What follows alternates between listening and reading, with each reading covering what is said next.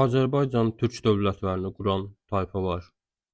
Ağqoyunlu, Qaraqoyunlu, Səfəvi və Əfşar dövlətlərinin hər birinin tərkibində müxtəlif türk tayfaları və qəbilələri mövcud olmuşdur. Lakin bu tayfaların bir çoxu həm hərbi, həm də siyasi sahədə dövlətlərin güclənməsində ən mühüm rolu oynamışdır.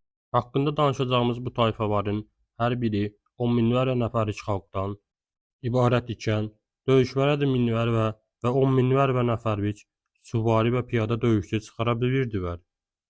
Ağqoyunlu dövləti Ağqoyunlu dövlətinin əsasını qoyan və dövlətin siyasi etasını təşkil edən Bayondurlular tayfasıdır.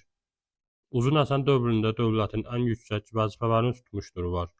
Bu tayfanı dəstəkləyən isə başlıca iki digər tayfa vardır.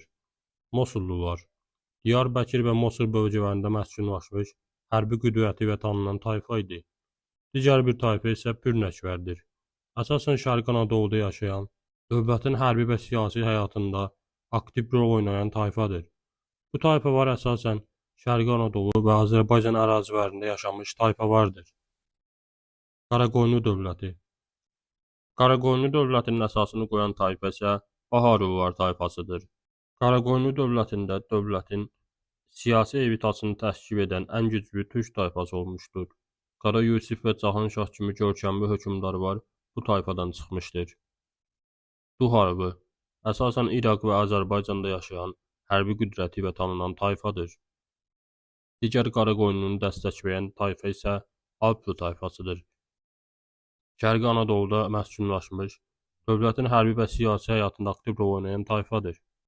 Səfəvilər dövləti Səfəvilər dövlətini dəstəkləyən ən başlıca 7 güclü tayfa mövcuddur.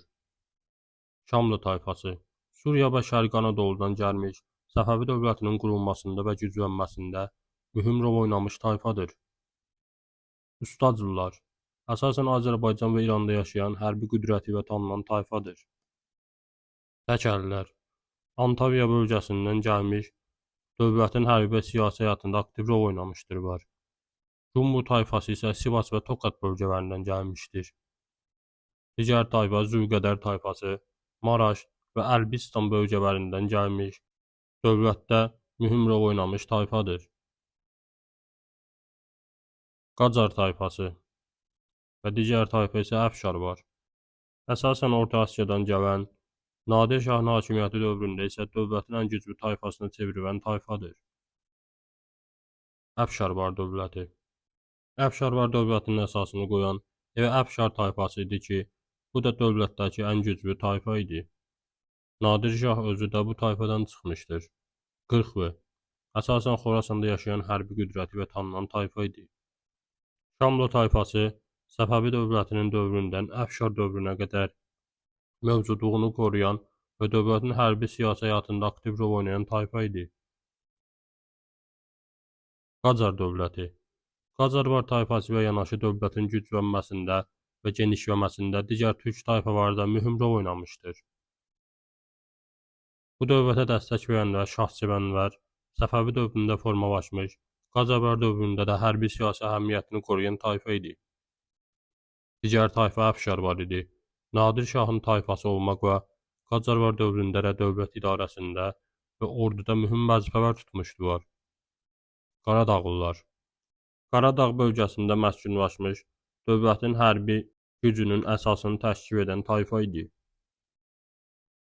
Bu tayfalar hər biri dövlətin hərbi və siyasi sistemində mühüm rol oynamış, dövlətlərin güclənməsinə və genişləməsinə töhfə vermişdir.